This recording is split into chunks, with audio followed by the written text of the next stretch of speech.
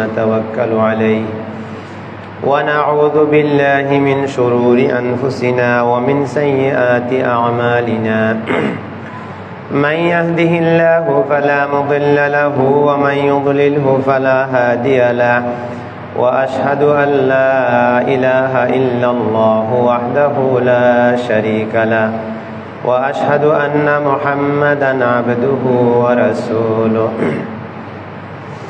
أما بعد فإن أحسن الحديث كتاب الله وإن خير الهدي هدي محمد صلى الله عليه وسلم وشر الأمور محدثاتها وكل محدثة بدعة وكل بدعة ضلالة وكل ضلالة في النار أعوذ بالله من الشيطان الرجيم بسم الله الرحمن الرحيم ومن يطع الله والرسول فأولئك مع الذين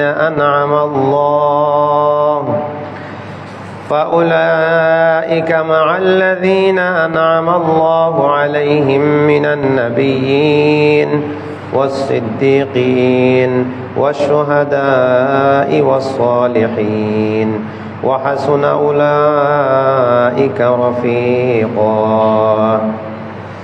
সম্মানিত মুসল্লিয়ানে কেরাম মা ও বোনেরা, শুকরিয়া আদায় করছি মহান আল্লাহ রব্বুল আলামিনের দরবারে, যিনি এই বৃষ্টি বাদলের দিনেও আমাদেরকে কবুল করেছেন এবং তিনি দয়া করে আমাদেরকে পবিত্র জায়গা মসজিদে এসে জুমার সালাত আদায় করার, খুতবা দেওয়ার, শোনার এই সুযোগ এবং তৌফিক দান করেছেন। তাই বলছি আলহামদুলিল্লাহ।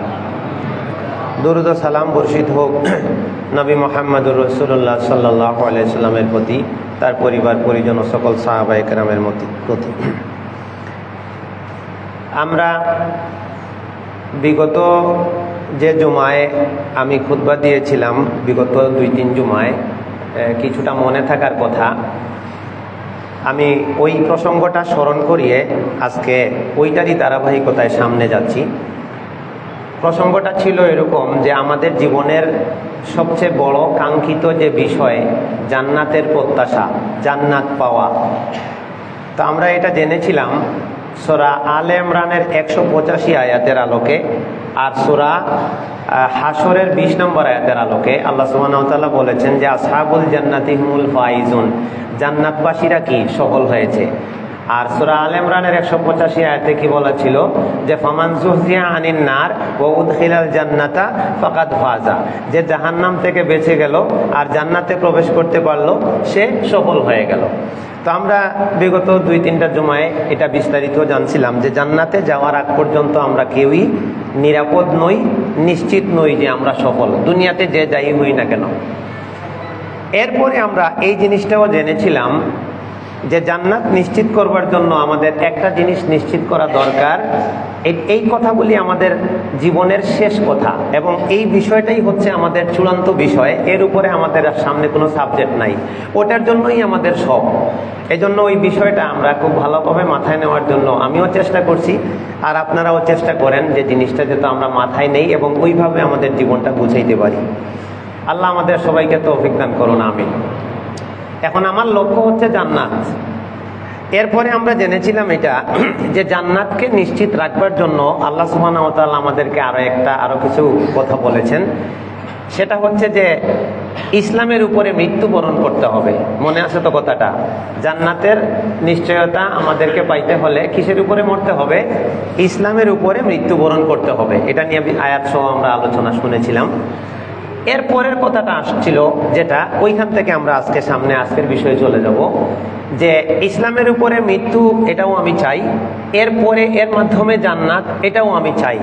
তবে এটা আমি কিভাবে নিশ্চিত করব যে আমার মৃত্যুটা ইমানের উপরে হবে, ইসলামের উপরে হবে? এটা নিয়ে ছিল শেষ কথা।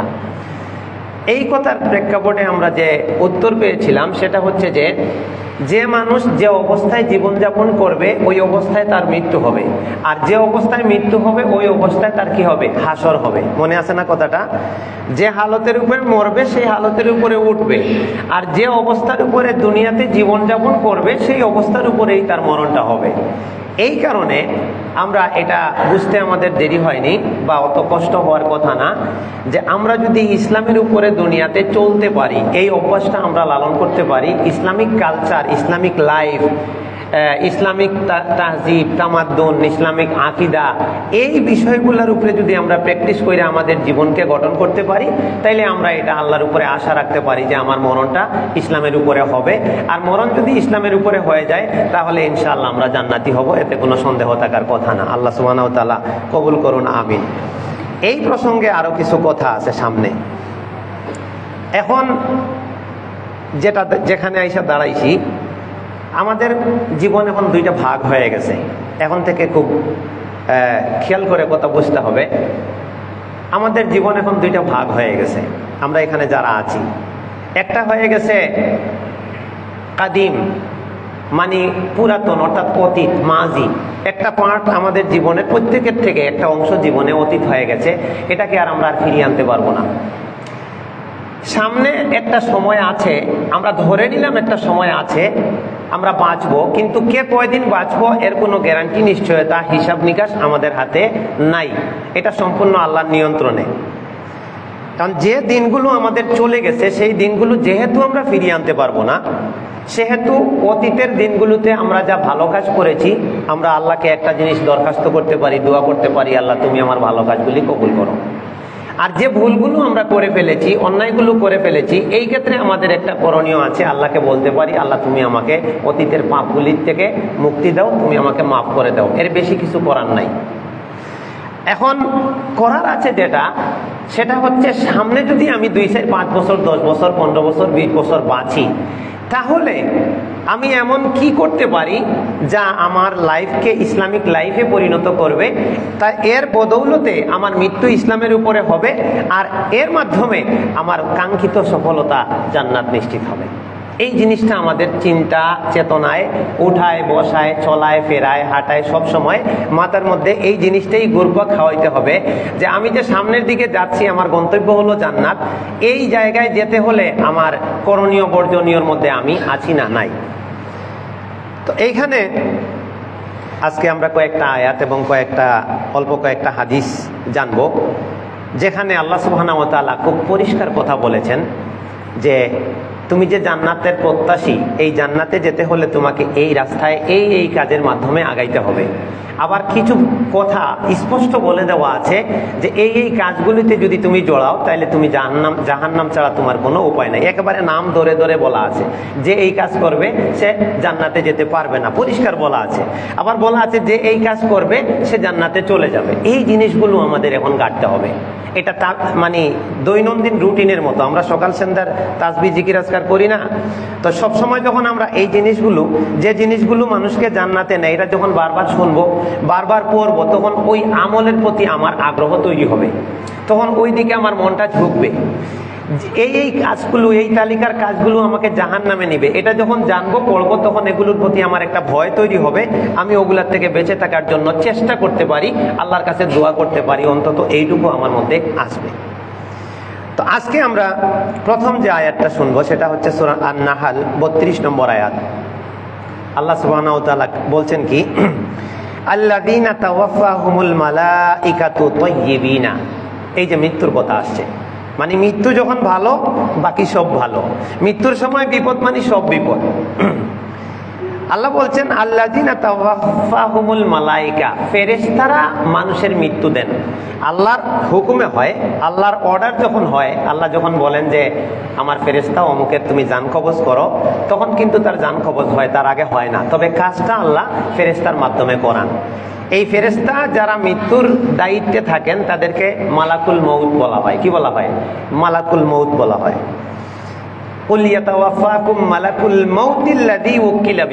পরিষ্কার করে আল্লাহ বলছেন যে হে নবী, আপনি বলে দেন যে মৃত্যুর দায়িত্বে কিছু ফেরেশতা নিয়োজিত আছে, আল্লাহর তরফ থেকে অর্ডার পাওয়ার সাথে সাথে তারা তাদের জান কবজ করে ফেলে। এই জান কবজ করার সময় মানুষের দুইটা অবস্থা হয়। এটা আমি জানি না, হয়তো কোন সময় মারা যেতে পারি, যে কোনো সময় মরতে পারি। এই জন্য এই জিনিসটা আমরা খুব ভালোভাবে বোঝার এবং মনে রাখার চেষ্টা করব। এই মানুষের জান বাইর হওয়ার সময় তার দুইটা হালত তৈরি হবে। হয় সে জান্নাতি হয়ে বিদায় নিচ্ছে, আর না হয় কি হয়ে বিদায় নিচ্ছে, জাহান্নামী হয়ে বিদায় নিচ্ছে। এই সময় থেকে কিন্তু লক্ষণ প্রকাশ পেতে থাকে। মানুষ বুঝে ফেলায়, মৃত্যুর ফেরেশতা আসার সাথে সাথে মানুষ বুঝে ফেলে। আমরা বুঝি না, এটা আমরা জানি না। এমনকি পরশুদিন না কালকেই রিয়াদুস সালিহিনে হাদিস পড়াইলাম, আল্লাহ নবী বলছেন যে মানুষকে যখন মানে তার জান যাওয়ার পরে তারে ধোয়ানো হয়, তারে খাটিয়ার মধ্যে রাখা হয় এবং চারজনে চার খুঁটির মধ্যে ধরে কাঁধে লয়, সে চিৎকার মারে। যদি লোকটা খারাপ হয় চিৎকার মারে আর বলে আইনা তাযহাবুনা বি, এই কই নিয়ে যাও আমারে, কোথায় নিয়ে যাও, কোথায় নিয়ে যাও। এরপরে আল্লাহ নবী বলছেন মানুষ যদি এটা শুনতো তাহলে বেহুশ হয়ে পড়তো। মানুষ এটা শুনতে পায় না, সে চিৎকার মারে। মৃত্যুর সময় যারা জাহান্নামের যাত্রী হয়ে মানে দুনিয়াতে মৃত্যুবরণ করে, ফেরেশতা এসে তাদেরকে প্রহার করে, ইয়াদরিবুনা উজুহাহুম ওয়া আদবারাহুম, চেহারায় মারে, পিঠে মারে এবং বলে আখরিজু আনফুসাকুম, তোর জান বাইর কর, এইভাবে বলে থাকে। তখন মানুষের খুব কষ্ট হয়, চেহারা অত্যন্ত মলিন হয়ে যায়, চোখ দিয়ে এদিক সেদিক তাকায়, কারণ ফেরেশতাদেরকে সে খারাপ আকৃতিতে দেখে এবং ওই সময়তে সে বুঝে ফেলে যে আমার সামনের পরিস্থিতি ভালো না। এর বিপরীতে আল্লাহ সুবহানাহু ওয়া তাআলা বলছেন, এর বিপরীতে আরেক গ্রুপ আছে, ওই যে যারা ইসলামিক লাইফ যাপন করেছে। আল্লাহ বলছেন আল্লাযীনা তাওয়াফাহুমুল মালাইকাতু তাইয়্যিবিনা, যারা পবিত্র অবস্থায় থাকে আর এই অবস্থায় আমার মৃত্যুর ফেরেশতা গিয়ে তার কাছে হাজির হয়। তার মন পবিত্র, মনের মধ্যে হিংসা বিদ্বেষ ঘৃণা এগুলো জায়গা দেয় নাই, তার মাল পবিত্র, তার পোশাক পবিত্র, তার শরীর পবিত্র, মানে পাক পবিত্র, হালালের উপরে তার জীবন চালাইছে।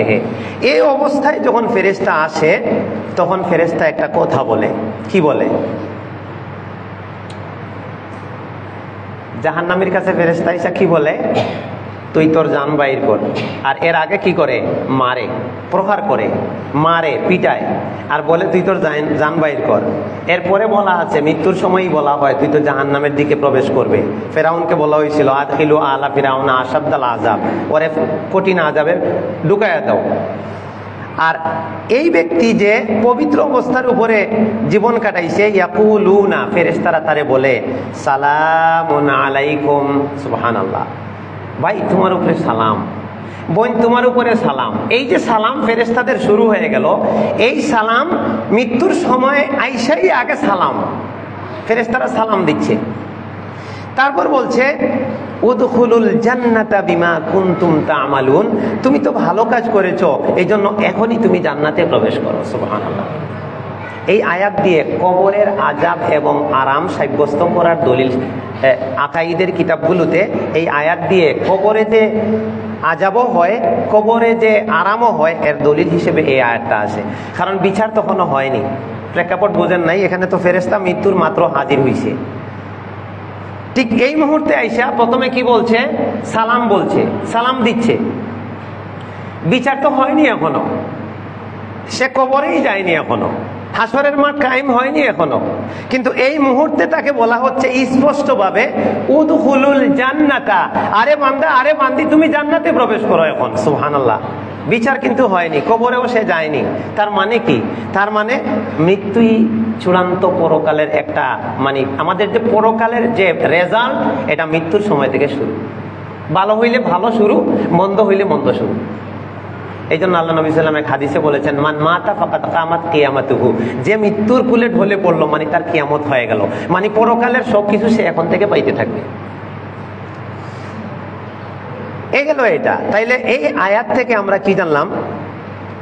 যে আমরা মৃত্যুর অবস্থায় ফেরেশতা এসে আমাদেরকে কোন অবস্থায় পাবে। এখানে একটা শব্দ আছে মেইন ফেক, যেটা নিয়ে বিষয়ের সাথে কথা, সেটা হচ্ছে তাইয়্যিবিনা।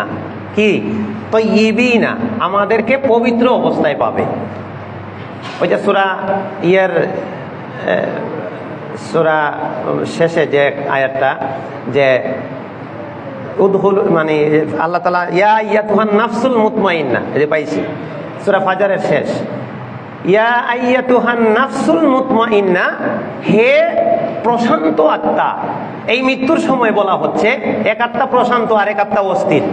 ইয়া আইয়াতুহান নাফসুল মুতমাইন্না ইরজিই ইলা রাব্বিকি রাদিয়াতাম মারদিয়া, তুমি তোমার রবের দিকে চলে আসো, কারণ তোমার রব তোমার উপরে খুশি, তুমিও তোমার রবের উপরে খুশি। তারপরে কি বলা হচ্ছে? ফাদখুলি ফি ইবাদি ওয়াদখুলি জান্নাতি। বিচার কিন্তু কায়েম হয়নি। তুমি আমার জান্নাতি বান্দাদের সাথে মিলে যাও এবং জান্নাতে প্রবেশ করো। এখন এই জান্নাতি বান্দাদের তালিকা আল্লাহ দিয়ে দিয়েছেন। আপনার আমার হিসাব মিলাইতে হবে যে এই তালিকার ভিতরে আমি আছি না নাই। একটু আমরা জানার চেষ্টা করব। আরেকটা আয়াতে যাচ্ছি। এতক্ষণ কোন আয়াতে কথা বলছিলাম? সূরা আন-নাহলের 32 আয়াত, যে মৃত্যুর সময় ফেরেশতা যেন আমার পবিত্র অবস্থায় পায়, তাইলে আমার জন্য সালাম জানাবে আর কিসের সুসংবাদ দিবে? জান্নাতে প্রবেশের সংবাদ দিবে। আর এই সালাম কবর থেকে উঠার পরেও ফেরেশতারা দিবে, হাসরের মাঠেও দিবে, জান্নাতেও দিবে। এই সালামুন কাওলাম মির রব্বির রহিম, সালাম আর সালাম। জান্নাতে যাওয়ার পরেও সালাম আর সালাম। এই সালাম আর দোয়া ফেরেশতাদের আর থামবে না, শুরু হয়ে গেল মৃত্যুর সময় থেকে। এবার আল্লাহ সুবহানাহু ওয়া তাআলা আরেকটা আয়াতে আমরা যাচ্ছি, সূরা আন-নিসার 69 নম্বর আয়াত। এখানে জান্নাতি মানুষের আল্লাহ একটা তালিকা দিয়ে দিয়েছেন। এই তালিকার বাইরে কেউ জান্নাতি হবে না। এই আয়াতটা প্রথমে পড়ছিলাম। আল্লাহ বলছেন ওয়ামাই ইউতিইল্লাহা ওয়ার রাসূলা, যে আল্লাহর আনুগত্য করবে, রাসূলের আনুগত্য করবে, ফাউলাইকা, এই মানুষগুলি, এই আল্লাহর বান্দাবান্দিরা কাদের সাথে থাকবে? জান্নাতি বান্দাদের সাথে থাকবে। এরা কারা? আল্লাহ নাম বলছেন, মাআল্লাযীনা আনআমাল্লাহু আলাইহিম, আল্লাহ যাদের উপরে অনুগ্রহ করে ফেলেছেন, জান্নাতি হিসেবে কবুল করে ফেলেছেন, তাদের সাথে সে থাকবে। এরা কারা? আবার পরিষ্কার করে বলছেন, মিনান নাবিয়্যিন, এই তালিকায় আছে প্রথম সারিতে নবীরা। কারা? নবীরা। তাই নবীরা জান্নাতি। আর নবীদের তালিকায়, লিস্টে আমরা কেউ নাম লেখাইতে পারবো না। বুঝেন এই কথা? কারণ নবুয়তের তালিকা সমাপ্ত হয়ে গেছে। আল্লাহ নবী মুহাম্মদ সাল্লাল্লাহু আলাইহি ওয়াসাল্লামের এখানে আইসা আল্লাহ বলছেন খাতামান নাবিয়্যিন, তিনি শেষ। এই নবুয়তের যে তালিকা এখানে আল্লাহ যাদের নাম ঢুকায় দিয়েছেন, এরা জান্নাতের প্রথম সারির মানুষ। আল্লাহ তাদেরকে কবুল করে নিয়েছেন। কিন্তু এই তালিকাটা এখন ক্লোজ হয়ে গেছে, এটাতে আর কেউ কিয়ামত পর্যন্ত যুক্ত হবে না। কিন্তু যারা এই তালিকায় ঢুকে গেছেন তারা ভাগ্যবান, তারা জান্নাতি হয়ে গেছেন। মিনান নাবিয়্যিন। এরপরে থাকছে আরো 3টা তালিকা। এই 3 তালিকায় আমরা থাকতে পারি। এরপরে হচ্ছে ওয়াসিদ্দিকিন, যারা সত্যবাদী। এই সিদ্দিকিন কারা? এরপরে বলা হচ্ছে ওয়াসশুহাদা, যারা শহীদ হয়। এরপরে 3 নম্বরে বলা হচ্ছে ওয়াসসালিহিন, যারা সৎকর্মশীল হয়। এবার বলছেন ওয়াহাসুনা উলাইকা রফিকা, এই কাজগুলি করে এই তালিকায় যারা নাম লেখাইছে, আহা, এরা কত উত্তম বন্ধু। সুবহানাল্লাহ। এদের বন্ধুত্ব আর কোনোদিন শেষ হবে না। তাহলে নবীদের কাতার লিস্ট চলে গেল, আমরা ওখানে যেতে পারবো না। এরপরে আমরা সিদ্দিকিনের কাতারে থাকতে পারি। সিদ্দিকিন কারা? যারা আল্লাহর সকল বিধান মেনে চলেন এবং সৎকর্মে অগ্রগামী থাকেন, তারা হচ্ছেন সিদ্দিকিন। তাদেরকে আউলিয়াও বলা হয়। আল্লাহ ইন্না আউলিয়া আল্লাহি লা খাউফুন আলাইহিম ওয়া লা হুম ইয়াহজানুন, মানে যারা নেক কাজ, ভালো কাজ করতে করতে অন্যরে টপকাইয়া আগে চলে যায় এবং গুনার কাজে মানে একেবারেই দূরে থাকে, এরা প্রথম সারির, নবীদের পরের প্রথম সারির জান্নাতি হবে। সাধারণ মানুষের মধ্যে যারা আল্লাহর ওলি হয়ে যায়, আল্লাহর বন্ধু হয়ে যায় এবং যারা এই সিদ্দিকিনের পর্যায়ে চলে যায়, মানে এদের কাজই হচ্ছে জান্নাতের কাজ, গুনাহ থেকে দূরে থাকে। আরেক দল হচ্ছে সুহাদা। সুহাদা সোজা অর্থ হচ্ছে যারা আল্লাহর পথে জীবন বিলিয়ে দেয়। ঈমান আছে কিন্তু আল্লাহর দ্বীনকে উঁচু করবার জন্য সে ওই টাকা পয়সা দিয়ে কান্ত থাকে না, আর একটু দাওয়াত দিয়ে কান্ত থাকে না। প্রেক্ষাপট দাঁড়াইলে সে নিজের জীবন জান আল্লাহর পথে দিতে প্রস্তুত হয়ে যায় এবং এইভাবে অনেকে তালিকায় নাম লেখায় ফেলছেন। অনেক মানুষের এই শহীদদের লিস্টে নাম চলে গেছে, আরো হয়তো অনেকের যুক্ত হবে। এই জন্য আল্লাহ নবী বলছেন যে জিহাদের তামান্না রাখে সেও কিন্তু একটা নেকি পেয়ে যাবে, যদিও বিছানায় মারা যাবে। শহীদ হওয়ার তামান্না রাখা আল্লাহর ভুল পথে নয়, জিহাদের যখন শরাইত পূর্ণ হবে, রিয়াল প্রেক্ষাপট দাঁড়াবে, তখন কিন্তু এটা নিয়ে জিহাদ শব্দ শুনলে আবার মিশ্র প্রতিক্রিয়া হয়, এটা নিয়ে অপব্যাখ্যা হয়। কিন্তু আমি যেটা বুঝি একবারে ক্ষুদ্র জ্ঞানে, যদি আমাকে না ভুল বুঝেন, আসলে সত্যিকারের জিহাদকে কেউ অপছন্দ করে না। যে ঘরানার মানুষই হোক না কেন। এখন জিহাদের প্রেক্ষাপট তৈরি হয়েছে কিনা, শর্ত কি বা কি, এটা বুঝার ক্ষেত্রে মানুষের ভুল বোঝাবুঝি হয়েছে। কিন্তু যদি কোনো মানুষ এটা বুঝতে পারে যে এটা সত্যিকারের রাস্তা, এই রাস্তায় গিয়ে আমি যদি মারাও যাই আমি শহীদ হব, শহীদের মর্যাদা আল্লাহর কাছে অনেক বেশি, এটা যদি কেউ বুঝতে ফেলায়, তাহলে কিন্তু প্রত্যেকটা মানুষ যার ঈমান আছে সে আল্লাহর পথে জীবন দিতে রাজি হয়ে যাবে। কারণ সেই দুনিয়ার সামান্য জীবনের জন্য সে এত বড় মর্যাদা হারাইতে রাজি হবে না। এই একটা তালিকা। তা আমরা নিয়ত রাখতে পারি আল্লাহ যেন শাহাদতের মর্যাদা আমাদেরকে দান করেন, আল্লাহুম্মা আমিন। তাহলে নবীদের কাতার তো বন্ধ, তারপরে কাদের কাতার গেল? সিদ্দিকিন। তারপরে কাদের কাতার? লিস্ট শুহাদা। 3 নাম্বার হচ্ছে কারা? সালেহিন। এই সালেহিনদের কাতার দইরা অধিকাংশ মানুষ জান্নাতি হবে, কারণ উপরের তালিকাগুলোতে লোকের সংখ্যা খুব কম। মোট জান্নাতীদের তুলনায় নবী আর কয়জন? হাতে গোনা। মোট জান্নাতীদের তুলনায় আল্লাহর অত্যন্ত প্রিয় বন্ধু আউলিয়া এরাও কম। আর শহীদ মোট জান্নাতীদের তুলনায় এরাও অত বেশি হবে না, অনেক হলেও মোট জান্নাতীদের তুলনায় কম। কিন্তু বেশিরভাগ মানুষ জান্নাতে যাবে এই সালেহিনের লিস্টে নাম লেখাইয়া। এই সালেহিন কারা? আমি পড়েই শোনাচ্ছি। যারা ফরজ, ওয়াজিব, সুন্নতে মুআক্কাদা এই আমলগুলা নিয়মিত সুন্দরভাবে করে এবং সকল প্রকার কাবিরা গুনাহ থেকে বেঁচে থাকে। এর নিচে আর জান্নাতীদের কোনো লিস্ট নাই, নাম লেখানোর আর কোনো সুযোগ নাই। ফরজ বাদ দিয়া জান্নাতীদের কাতারে নাম উঠবে না। ওয়াজিব, সুন্নতে মুআক্কাদা এটারে অবহেলা করা যাবে না, মাঝে মাঝে ছুটে গেলে সেটা ভিন্ন জিনিস। কিন্তু ফরজ তো অবশ্যই পালনীয়। আর যাবতীয় কবিরা গুনাহ থেকে বেঁচে থাকা। ইন তাজতানিবু কাবাইরা মা তুনহাউনা আনহু, এই যে সূরা নিসার 31 নম্বর আয়াত আল্লাহ বলছেন এখানে, যেহেতু প্রসঙ্গে আসলো 31 নম্বর আয়াত সূরা নিসা। ইন তাজতানিবু, যদি তোমরা দূরে থাকো, কাবাইরা মা তুনহাউনা আনহু, যা পাপ থেকে আমি নিষেধ করেছি তোমাদেরকে, এর মধ্যে কাবিরা গুনাহ যেগুলা, যদি তোমরা দূরে থাকো, নুকাফির আনকুম সাইয়্যাতিকুম, ছোট ছোট গুনাহ আমি এমনিই আল্লাহ মাফ করে দেব। সুবহানাল্লাহ। আর কি করব? ওয়া নুদখিলকুম মুদখালান কারীমা, সম্মানজনক স্থানে অর্থাৎ জান্নাতে তোমাকে প্রবেশ করাবো। তাহলে একবার একটু থামি সামান্য। এতক্ষণে কি বুঝলাম? যে আমার লাইফ যদি ইসলামিক হয়, জীবনযাপন যদি ইসলামের উপরে হয়, তাহলে আমার মৃত্যু কিসের উপরে হবে? ইসলামের উপরে হবে, তখন আমি জান্নাতি হতে পারবো। এখন ইসলামিক জীবনযাপনের জন্য জান্নাতি মানুষের কাতারে লিস্টে নাম লেখাইয়া ওই জান্নাতি মানুষের আমলের মধ্যে নিজেকে জড়াইয়া রাখা, তাহলে ফেরেশতা আইসা পবিত্র অবস্থায় আমাকে পাবে। তখন মৃত্যুর সময় আমাকে প্রথমে কি বলবে? মনে নাই কথাটা? সালাম জানান, সালামুন আলাইকুম। বান্দারেও বলবে, বান্দিরেও বলবে, মহিলা, নারী, পুরুষ। নারীও জান্নাতি হবে, পুরুষও জান্নাতি হবে। প্রথমেই ফেরেশতা বলবে তোমার উপরে সালাম। সুবহানাল্লাহ, কত মারাত্মক কথা! সালাম দিচ্ছে ফেরেশতা আইসা। এরপরে জান্নাতের কথা বলছে। তো আমরা সূরা নিসার এই 69 নম্বর আয়াত থেকে এটা জানা গেলাম যে জান্নাতে আমরা যদি যেতে চাই, তাহলে যারা যাবে তাদের সাথী হতে হবে। কারা কারা যাবে? নবীরা যাবে, ওখানে আর আমরা যেতে পারবো না। তারপরে সিদ্দিকিনরা যাবে। সিদ্দিকিন মানে অত্যন্ত বেশি নেক আমল করে আল্লাহর অনেক প্রিয় হয়ে যায় যারা। তারপরে শহীদরা, যারা আল্লাহর পথে জীবন দিয়ে যায়, তারা জান্নাতে যাবে। আর লাস্টে কারা যাবে? সালেহিন। সালেহিন কারা? মনে আছে নিকন্ত? যাবতীয় ফরজ, ওয়াজিব, সুন্নতে মুআক্কাদা এগুলা গুরুত্ব দিয়ে পালন করে, আর সকল প্রকার কিসের থেকে দূরে থাকে? কাবিরা গুনাহ থেকে দূরে থাকে। এর নিচে আর জান্নাতীদের কোনো স্তর নাই। এইবার এখান থেকে আর একটা আয়াত আমরা সামনে আনি এই প্রসঙ্গে। সূরা কাফের 31 এবং 34 নম্বর আয়াত আল্লাহ বলছেন, ওয়া উজলিফাতিল জান্নাতু লিল মুত্তাকিনা গায়রা বাঈদ। হাসরের মাঠ কায়েম হবে, জান্নাতকে কাছে আনা হবে। সুবহানাল্লাহ। জান্নাতীদেরকে অনেক দূরে যাইয়া জান্নাতে প্রবেশ করতে হবে না, জান্নাতকে উজলিফাত, নিকটবর্তী করা হবে। আল জান্নাতু, জান্নাতকে কাদের জন্য? লিল মুত্তাকিনা, মুত্তাকিদের জন্য। গায়রা বাঈদ, এটা দূরে থাকবে না, অনেক দূরে যাইয়া কষ্ট করে জান্নাতে প্রবেশ করতে হবে না। আল্লাহ সুবহানাহু ওয়া তাআলা জান্নাতীদের সামনে এনে জান্নাতকে হাজির করে দিবেন। এরপরে কি বলবেন?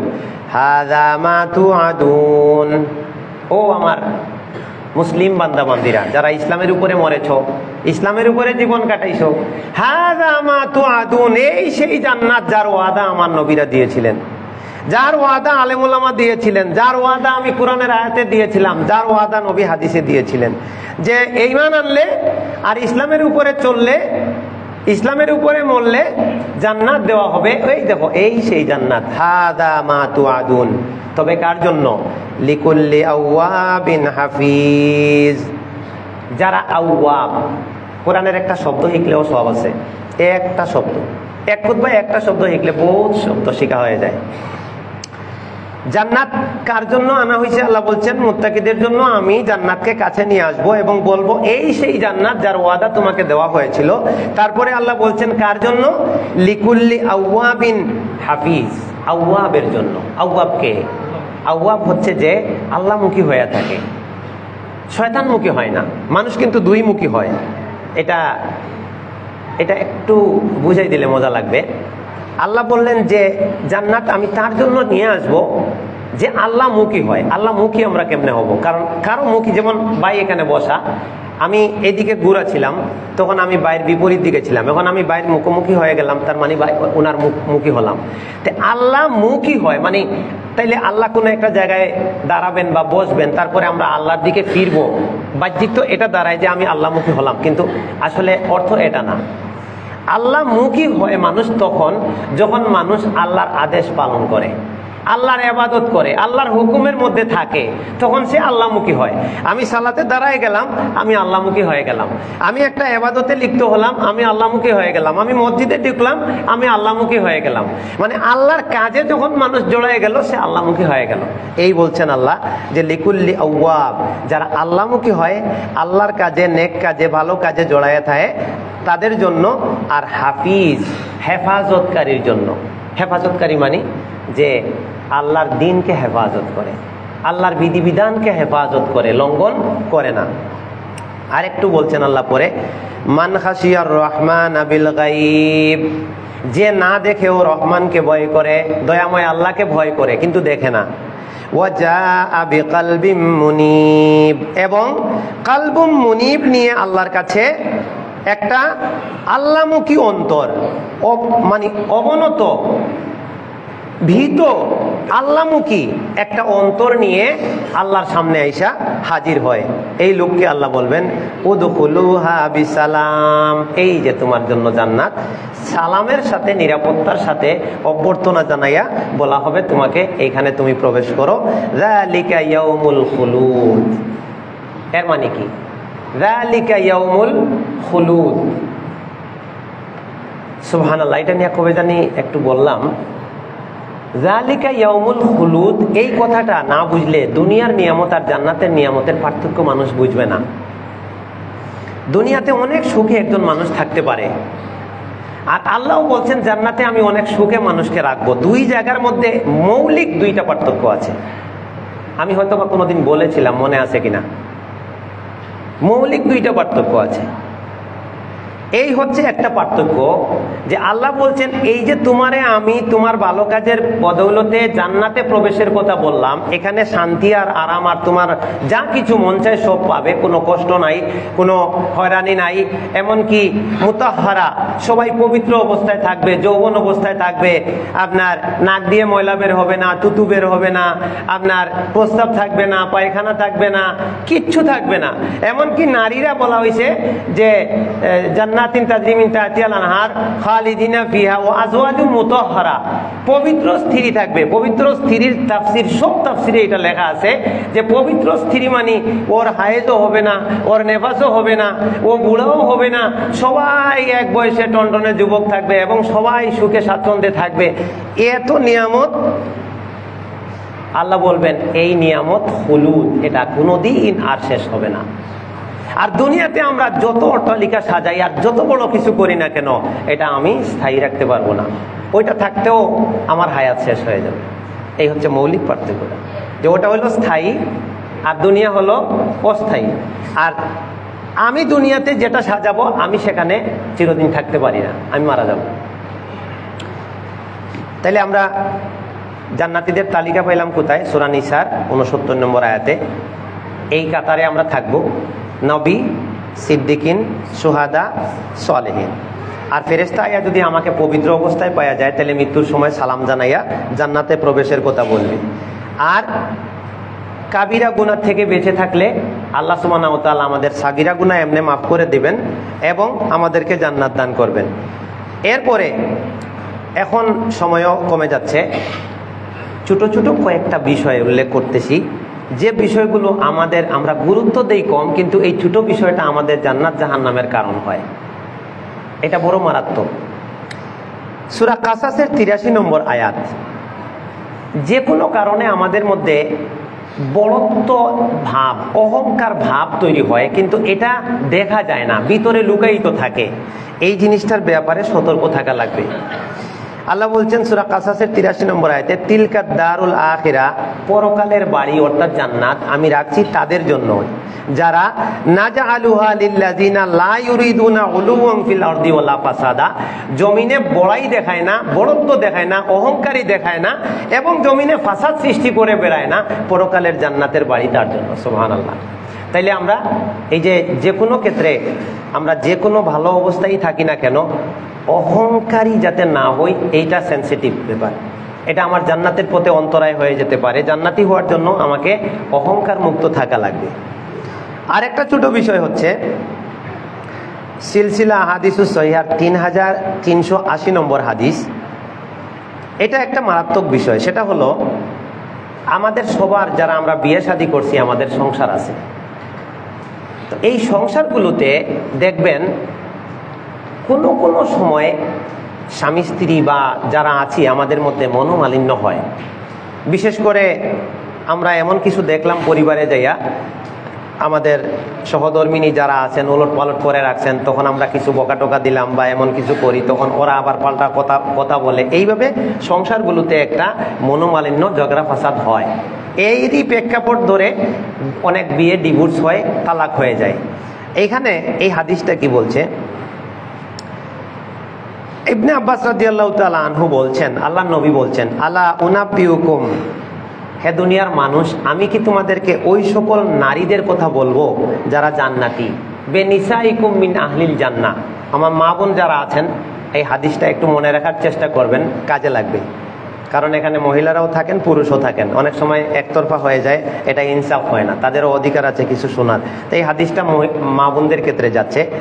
আল্লাহ নবী বলছেন যে আমি কি তোমাদেরকে ওই নারীদের কথা বলবো যারা জান্নাতি হবে। এরপরে তিনি বললেন, জান্নাতি নারীরা হচ্ছে আল ওয়ালুদ, এরা সন্তান প্রসব করে, সন্তানকে তারা ভালোবাসে, সন্তান জন্মদান করতে তাদের অনীহা নাই। কারণ হইল এই উম্মতের আধিক্য দিয়ে আল্লাহ নবী গর্ব করবেন এবং অন্যান্য সকল নবীর উম্মত থেকে এই নবীর উম্মত কি হবে? বেশি হবে। ওকাসিরুকুম বিল উমাম, অন্য উম্মতের উপরে তিনি করবেন এবং মানুষ যত, মুমিনদের সংখ্যা যত বাড়বে, দিনের কাজ তত বেশি হবে। ২ নম্বর গুণ হচ্ছে আল ওয়াদুদ। ওয়াদুদ মানে হচ্ছে জান্নাতি নারীরা রাগী মেজাজের হতে পারে না। জান্নাতি রাগীরা প্রেমময় হয়, তারা ভালোবাসা বিনিময় করে, সন্তানের জন্য ভালোবাসা বিনিময় করে, স্বামীর জন্য ভালোবাসা বিনিময় করে, বাপ মা শ্বশুর শাশুড়ি এদের সবার সাথে রাগ বিনিময় করে না, ভালোবাসা বিনিময় করে।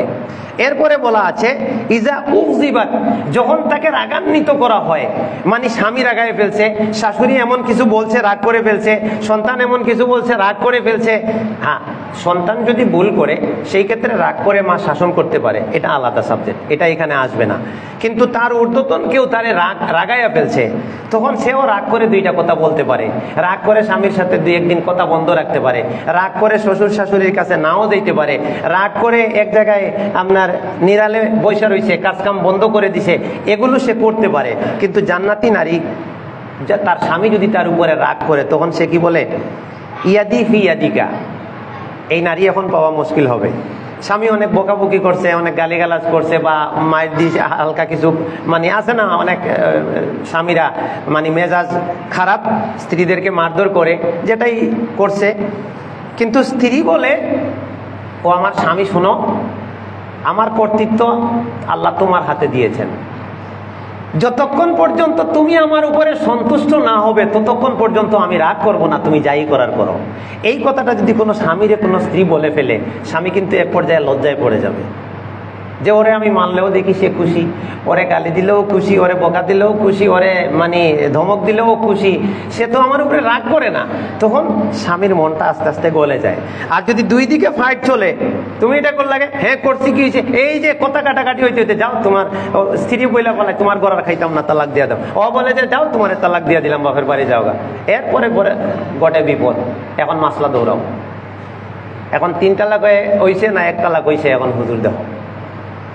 তাহলে এখানে দেখেন, আমি কিন্তু এই হাদিসটা কোন বিষয়ের প্রেক্ষাপটে এখানে আনলাম বা এখানে আলোচিত হয়েছে এটা এখনো মিলাই নাই। আমাদের আলোচনা কি নিয়ে চলছে, যে কাজগুলো আমাদেরকে জান্নাতে নিয়ে যাবে, আমরা জান্নাতি লাইফ কিভাবে যাপন করতে পারি, ওটা আমাদের বিষয় না। এখানে অনেক মানুষ আমরা এটা জানি না যে স্বামী স্ত্রীর মধ্যে ঝগড়া হলে স্ত্রী রাগ করবে না, স্বামীকে এটা বলবে যে আমি তোমার উপরে সন্তুষ্ট না, তুমি সন্তুষ্ট না হওয়া পর্যন্ত আমি রাগ করব না, অর্থাৎ রাগ মিটাইয়া নিয়ে মিলেমিশে থাকে। এটা এমন একটা কাজ যেটা মানুষকে জান্নাতে নিয়ে চলে যাচ্ছে। সুবহানাল্লাহ। তাহলে এটা আমরা আরো সম্প্রসারিত যদি করি, আমাদের সহকর্মী, সহপাঠী, কাজের লোক, সব জায়গায় এই যে রাগ, ঝগড়া, ফসাদ, এটা জান্নাতের বিপরীত। এরপরে আরেকটা ছোট বিষয় হচ্ছে, যদিও সবাই না এই ক্ষেত্রে, কিন্তু অনেক মানুষের এই বদঅভ্যাসটা আছে। সহিহ মুসলিমের 6664 নম্বর হাদিস, আনাস রাদিয়াল্লাহু তাআলা আনহু বলছেন, মান আলা জারিয়াতাইনে, যে মানুষ 2টা কন্যা সন্তান লালন পালন করে। অন্য এক হাদিসে আসছে, আল্লাহ নবী 2টা বলার পরে এক মহিলা জিজ্ঞেস করলো, আল্লাহ নবী যদি একটা লালন পালন করে, বলে হ্যাঁ একটা পাইলেও সে, এই ফজিলত কি? আল্লাহ নবী বলছেন, আমি আর সে জান্নাতে। এইভাবে আঙ্গুল একসাথ করে দেখাইলেন যে কন্যা সন্তান লালন পালন করে, বালিগ হওয়া পর্যন্ত আদব শিক্ষা দেয় এবং ভালো জায়গায় পাত্রস্থ করে, এইভাবে একসাথে জান্নাতে। অন্য হাদিসে আসছে এরা জান্নাতে জাহান্নামের মধ্যে মানে হবে, এই পর্দা হয়ে যাবে, অর্থাৎ জাহান্নাম থেকে এদেরকে আটকাবে, অর্থাৎ মানুষটা জান্নাতি হবে। এই হাদিস থেকে আমরা যেটা পাই, এটা আমরা হয়তো এই জিনিসগুলা বুঝলেও অনেক মানুষ কিন্তু বুঝে না। আমি এমন অনেক মেয়ে সম্পর্কে জানি, আমার আত্মীয় স্বজনের মধ্যেও আমি জানি, পরপর মেয়ে সন্তান হয়েছে দেখা ডিভোর্স হয়ে গেছে, স্বামী আর রাখে নাই, শুধু মেয়ে হয় দেখে। এমন স্বামী আপনারা খুঁজলে পাবেন। স্বামীর রাগ, স্বামীর অনেক অভিমান, যে শুধু মেয়ে হয়ে কেন। আচ্ছা, মেয়ে হওয়া এটা কি নারীর বা তার স্ত্রী যে আছে এটা তার হাতের বিষয়? এটা তো তার উপরে একটা, তার নিয়ন্ত্রণের বাইরে একটা জিনিসের উপর দিয়ে তাকে ইলজাম দেওয়া হলো, তাকে কষ্ট দেওয়া হলো, সন্তান হচ্ছে না, এখন স্ত্রীর উপরে রাগ। তো এটা কি স্ত্রীর হাতের বিষয়? এটা তো যদি তার হাতে থাকতো, সে তো স্বামীর ইচ্ছা অনুযায়ী সন্তান জন্ম দিতে পারত। সূরা সূর আর শেষ আয়াতটা পড়ে নিলে আমরা এই জিনিসটা ক্লিয়ার হয়ে যায়। তো যারা মা বোনরা আছেন, যদি এই ক্ষেত্রে বিপদে পড়েন, তাহলে সূরা সূর আর ওই শেষ আয়াতটা আপনার স্বামীকে পড়ায় দিবেন যে আল্লাহ সুবহানাহু ওয়া তাআলা ইয়াহাবু লিমান ইয়াশাউ ইনাসা, যার ইচ্ছা হয় আল্লাহ শুধু কন্যা সন্তান দেন। ওয়া ইয়াহাবু লিমান ইয়াশাউ যুকুরা, যার ইচ্ছা করেন শুধু ছেলে দেন। আও ইউজাউইজুহুম যুকরানান ওয়া ইনাসা, যার ইচ্ছা করেন ছেলেও দেন মেয়েও দেন। আরেকটা অপশন, এগুলো আমি বলছি একটু জাস্ট মনে পড়লো দেখে স্মরণ করাই দিচ্ছি। আরেকটা অপশন বলছেন যে ওয়া ইয়াজআলু মান ইয়াশাউ আকিমা, কাউরে আমি বন্দা বানায় রাখি, কোনো সন্তানই দেই না, যাও, সব আল্লাহর ইচ্ছা। কারো মেয়ে থাকবে শুধু, ছেলে নাই, কারো শুধু ছেলে থাকবে মেয়ে নাই, আছে না? এরকম অনেক আছে, আমার অনেক মুসল্লি দেখছি, হয় শুধু মেয়ে আছে আর নাইলে শুধু ছেলে আছে। আবার এটাই বেশিরভাগ হচ্ছে, ছেলেও আছে মেয়েও আছে। আবার মাঝে মাঝে এমন দম্পতি আছে কিচ্ছু নাই। আমি দাখিল পড়বার সময় লজিং খাইতাম এক বাসায়, ওই বাসার পাশে একটা দম্পতি বুড়া হয়ে গেছে, কোনো সন্তান হয়। এখন যদি একে অপরকে দোষারোপ করে, এটা তো কিছু করার নাই। হ্যাঁ, বৈধ চিকিৎসা করা যাইতে পারে, তবিব করা যাইতে পারে, দোয়া করা যাইতে পারে, রব্বি হাবলি মিনাস সালিহিন, রব্বি লা তাজারনি ফারদান ওয়া আনতা খায়রুল ওয়ারিসিন। নবীরা তো সন্তানের জন্য দোয়া করছেন না, এটা করা যাইতে পারে, কিন্তু কেউ কাউকে দোষারোপ করা এটা ইসলামে জায়েজ হবে না। আর কন্যা সন্তান হয়েছে দেখা যদি দোষারোপ করা হয় তাহলে এটা জান্নাতের পথে অন্তরায় হবে। বিষয়টা স্বাভাবিক, কিন্তু আসছে কোন প্রেক্ষাপটে? কন্যা সন্তানের কারণে যদি কারো মন খারাপ হয়, এটা তার জাহান্নামের কারণ হতে পারে, তার জান্নাতের পথে অন্তরায় হয়ে যেতে পারে। আল্লাহ আমাদের হেফাজত করুন, আমিন। এরপরে আমরা একটা কাজ করি, সময়ও কম, বিষয় আর বেশি না, দুই একটা বিষয় আছে, দুই একটা হাদিস। আমরা অনেক জান্নাতের কাজ করি, ভালো কথা, কিন্তু দুই একটা বিষয় আমাদের পিছু ছাড়ছে না। এটাতে মাঝে মাঝে আমিও নিজে মুক্তলা হয়ে যাই, আর আল্লাহর কাছে আশ্রয় চাই যে আল্লাহ বাঁচাও। এর মধ্যে একটা হচ্ছে রাগ। রাগ মানুষের হইতে পারে যে কোনো ব্যতিক্রম কিছু দেখলে, কিন্তু রাগ উঠলে রাগকে দমন করা এটা জান্নাতি মানুষের বৈশিষ্ট্য। অনেক আয়াত, অনেক হাদিস আছে। আবু দাউদের 4779 নম্বর হাদিস, আল্লাহ নবী বলছেন, মান কাজামাল গাইজা, যে মানুষ রাগ উঠার পরেও নিজেকে কন্ট্রোল করতে পারে, রাগের বশবর্তী হইয়া কোনো সিদ্ধান্ত নেয় না, কারো উপরে অন্যায় করে না, অত্যাচার করে না, কাউকে গালাগালি করে না, এরে আল্লাহ এত মর্যাদা দিবেন যে হাসরের মাঠে সমস্ত মানুষ আয়া হাজির, এই সমস্ত মানুষের সামনে তাকে আল্লাহ উপরে তুলবেন, ডাক দিবেন, তুমি আসো, তুমি যে রাগ দমন করছো তুমি আসো। এরপরে বলবেন, এই হুরে ইনদের মধ্যে যারে ইচ্ছা তুমি বাছাই করে তুমি নিয়ে যাও, তোমার জন্য এই উপহার। সুবহানাল্লাহ। ওয়াল কাযিমিন আল গাইজা ওয়াল আফিনা আনিন নাস, সূরা আলে ইমরানে আল্লাহ জান্নাতীদের তালিকায় বলছেন ওয়াল কাযিমিন আল গাইজা, যারা রাগ দমন করে। এই জিনিসটা আমি অনুরোধের সুরে বলবো, আমরা অনেকে শিক্ষক আছি, পড়াই, তা আমরা ছাত্রদের উপরে রাগ করে ফেলি, পড়া পারছে না, দুষ্টমি করছে। এই ক্ষেত্রে হ্যাঁ, দুষ্টমি করছে, পড়া পারছে না, আমি তারে একটু ধমক দিতে পারি, একটু শাসন করতে পারি, কিন্তু এটা রাগের বশবর্তী হইয়া নয়।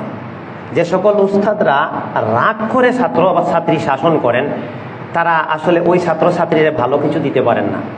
তখন ওই রাগের প্রভাবটা ছাত্রছাত্রীর উপরে পড়ে, আর এই পড়া জিনিসটা ওই ছাত্রের মনের মধ্যে যখন পড়ে যায়, তখন ওই শিক্ষক থেকে সে ইলিম বা জ্ঞান নিতে তার অনাস্থা তৈরি হয়।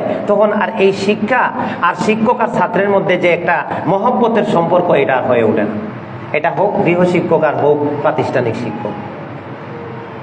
দোকানের কর্মচারী, কর্মকর্তা, ঠিক আছে, কর্মচারী ভুল করছে, এখন আমি বস, আমি তারে ভুলে সংশোধন করতে পারি, শাসন করতে পারি, জরিমানা করতে পারি, কিন্তু আমি রাগ করে এমন ব্যবহার করতেছি তার সাথে, তার মনে হিট লেগে গেছে, তখন এটা উল্টা রিয়াকশন করবে, সে আর মন দিয়ে কাজ করবে না। এই কথাটা আল্লাহ কেন বলছেন? এটা আল্লাহ বুঝেই বলছেন যে জিনিসটাকে উত্তম দিয়ে, মন্দকে মোকাবেলা করা কি দিয়ে? উত্তম দিয়ে, তাইলে এটার ফলাফলটা ভালো আছে। আমিও ভুল করব, আপনিও করবেন, সবাই আমরা করবো, আমরা ভুলের ঊর্ধ্বে কেউ নয়। কিন্তু আমরা তো এই সোসাইটি তো টিকায় রাখতে হবে, ব্যবসা তো আর বন্ধ করা যাবে না। স্টাফের ভুলের কারণে তো ব্যবসা বন্ধ করে দেওয়া যায় না, স্ত্রীর ভুলের কারণে তো আর সংসার ভাঙ্গা যায় না, ছাত্রের ভুলের কারণে তো আর প্রতিষ্ঠান বন্ধ করা যায় না। তো এগুলা সব চলবে কিভাবে? চলবে ইসলাহের মাধ্যমে এবং রাগ দমনের মাধ্যমে এবং সদিচ্ছার মাধ্যমে। সুবহানাল্লাহ। অসম্ভব, এটা একবারে 100 ভাগ ক্লিয়ার করা যায় না। জঞ্জাল থাকবেই, জঞ্জালের ভিতরে আমাদেরকে আগাইতে হবে। এবার সময় শেষ আর বিষয়ও শেষ হয়ে যাচ্ছে। আর একটা ছোট্ট বিষয়, এইটা বলে শেষ করতেছি।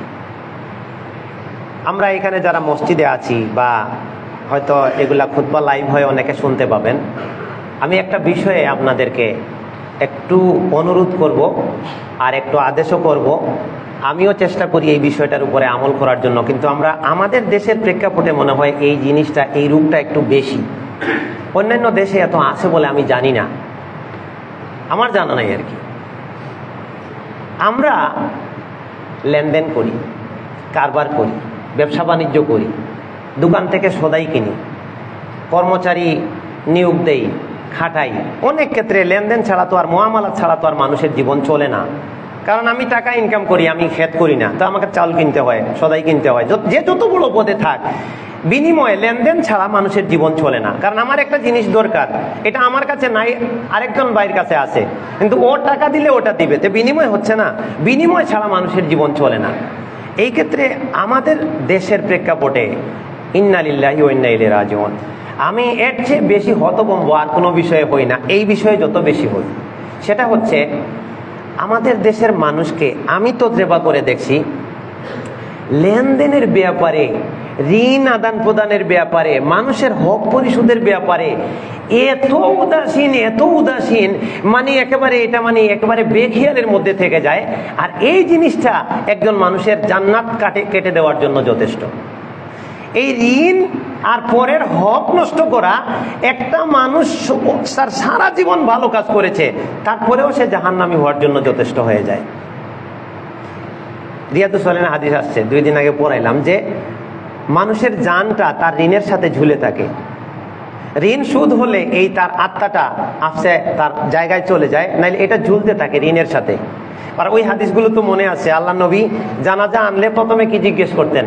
হাল আলাইহি মিন দাইনিন, ঋণ আছে কিনা আগে বলো। তো ঋণ থাকলে বলতেন তোমরা পয়লা নাও জানাজা। পরে কোনো সময় কেউ বলতেন আল্লাহ নবী আমি দায়িত্ব নিলাম তার ঋণ শোধ করে দেব, এবার আল্লাহ নবী পড়াইতেন।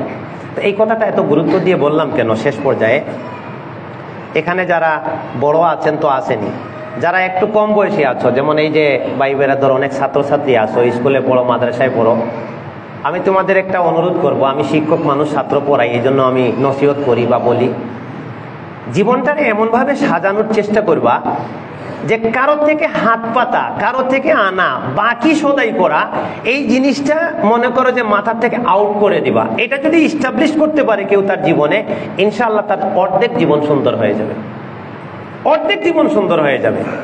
আর ওই অন্যের থেকে পাওয়ার দান্দা, একটু সুযোগ পাইলে, টাকা পকেটে আছে, দোকান বাজার করছে, ভাই আমি পরে দিচ্ছি নিয়ে যাই, এই দিচ্ছি কয়েকদিন চলে যাচ্ছে, ইয়া আল্লাহ ওষুধ আনছে দোকান থেকে দিচ্ছি, অনেকদিন চলে যাচ্ছে। আমাদের দেশে যারা ব্যবসা করে, আপনারা ওদের বাকির খাতা খুঁজে দেখবেন, লিস্ট আর লিস্ট। এটা আমি খুব ভালো করে জানি, কারণ আমি একটা পাবলিকেশন চালাই, তো এটা আমার ওই যে বইয়ের দাওয়াতি কাজের জন্য অনেকটা সিস্টেমে তো রাখতে হয়।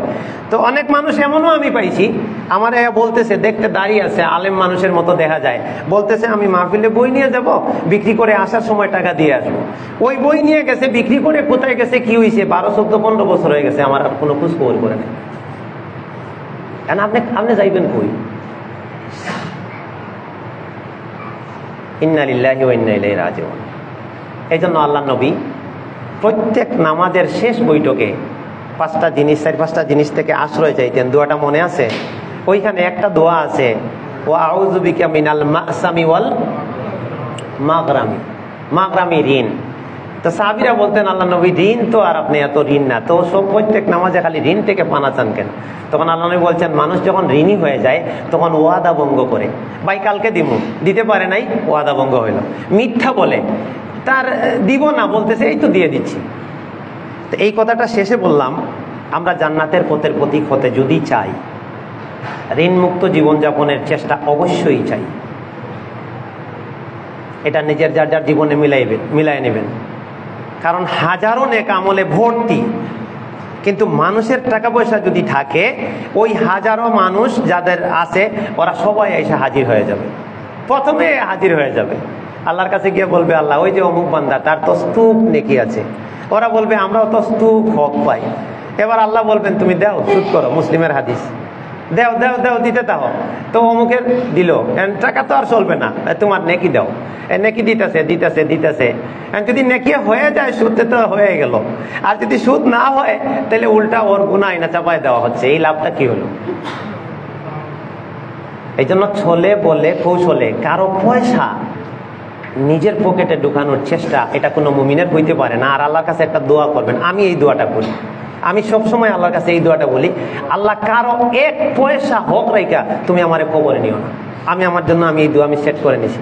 আমি নামাজের সালাম ফিরানোর আগে একটা দোয়া আমার বাপ মার জন্য সেট করে নিছি। সালাম ফিরানোর আগে রব্বির হামহুমা আমি চেষ্টা করি, এটা জাহির করবার জন্য নয়, এটা আমলের জন্য, উৎসাহ দেওয়ার জন্য বলা। আমি সালাম ফিরানোর আগে সব দোয়া শেষে একবার এটা বলে সালাম ফিরাই, রব্বির হামহুমা কামা রব্বায়ানি সগীরা। কারণ আল্লাহ বলছে তুমি বলো এই রব্বির হামহুমা, এই দোয়াটা বলতে। আর এই জিনিসটা আমি সবসময় নিয়তেও রাখি, আমলেও চেষ্টা করি যে আল্লাহ তুমি 1 পয়সা কারো হক রাইকে আমারে কবরে নিও।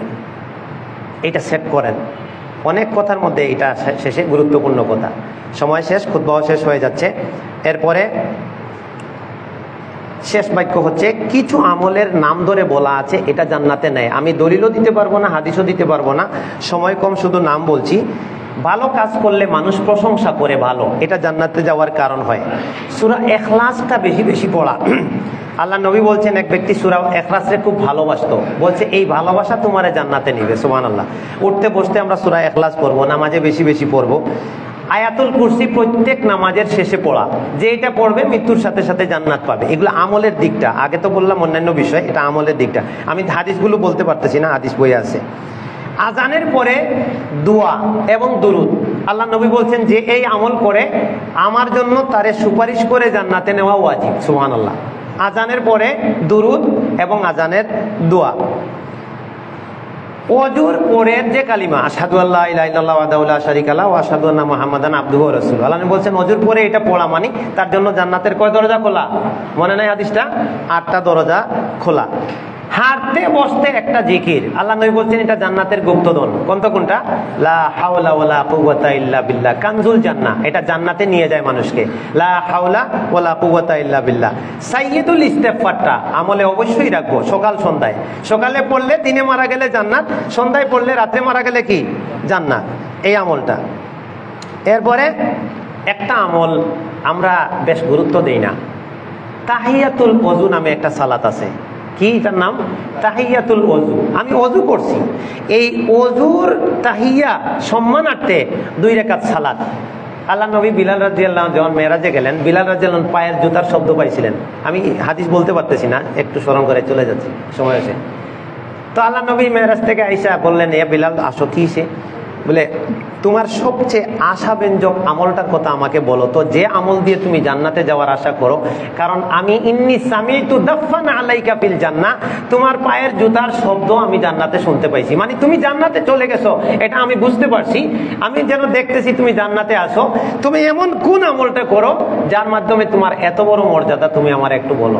তখন আলী রাদিয়াল্লাহু আনহু বললেন, আমি তো কোনো আমলের ব্যাপারে এরকম আশাবাদী না, বা অত বেশি কোনো আমার আমল নাই।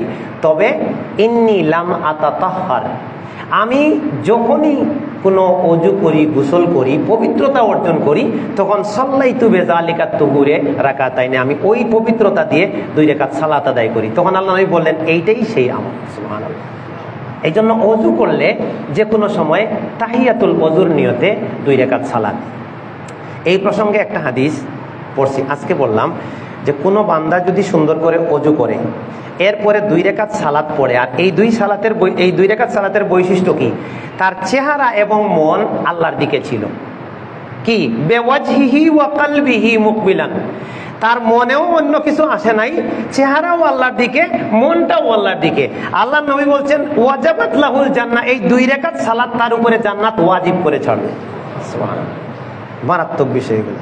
এরপরে 12 রাকাত নিয়মিত সুন্নত। আল্লাহ নবী বলছেন যে 12 রাকাত সুন্নত আদায় করে সে আল্লাহ বানাল্লাহু লাহু বাইতান ফিল জান্নাহ, আল্লাহ তাকে জান্নাতে একটা ঘর বানায় দিবেন। সুবহানাল্লাহ। অনেক কথা হলো, তারপরেও এই বিষয়ের উপরে কথা মনে হয় 100 ভাগের 1ও হয় নাই, কিন্তু সময় তো আর বাড়ে না। তো এই বিষয়গুলো একটু বলে রাখি, হয়তো এখন নইলে পরে। এই যে জান্নাতি ও জাহান্নামী কারা, এই বইটার মধ্যে পুরো জান্নাতের ডিটেলস, পুরো জাহান্নামের ডিটেলস, বৈশিষ্ট্যগুলা, এবং কারা কি কি কারণে জান্নাতে যাচ্ছে, কারা কি কি কারণে জাহান্নামে যাচ্ছে, সব এটার মধ্যে আছে। তো যদি যাদের না থাকে কিছু নিতে পারেন। আমি এটা বাদাইখানায় যখন প্রথম দেখাই যে ছাপাইছিলাম, তখন বাদাইখানার লোক এটা দেখা বাদাইখানার লোকে কিনছিল। চাঁপাইনবাবগঞ্জ থেকে একদিন এক লোক ফোন দিয়া আমারে বলতেছে এই বইটা জান্নাতি জাহান্নামী আপনি লেখছেন। পরে কতক্ষণ কান্না করলো, বললো এই বইটা বইরা আমি আল্লাহর পথে চলে আসছি। মানে জাহান্নাম যখন মানুষ দেখতে পায় আয়াতের মাধ্যমে, হাদিসের মাধ্যমে, তখন ভয় জাগে ভিতরে, এবং সে যখন বলে যে এই কাজ করলে জাহান্নাম, তখন দূরে থাকার একটা প্রবণতা তৈরি হয়। জান্নাত যখন পড়তে থাকে আয়াতে হাদিসে, তখন মনে করে হায় হায় এটা আমার তো দরকার। এই কাজগুলো জান্নাতের দিকে নিয়ে যাচ্ছে, যখন জানে তখন আগ্রহ তৈরি হয় যে এই কাজগুলি আমি করি। আল্লাহ আমাদেরকে জান্নাতের পথে কবুল করুন, আমিন। সুবহানাকাল্লাহুম্মা ওয়া বিহামদিকা আশহাদু আল্লা ইলাহা ইল্লা আনতা আস্তাগফিরুকা ওয়া আতুবু ইলাইক।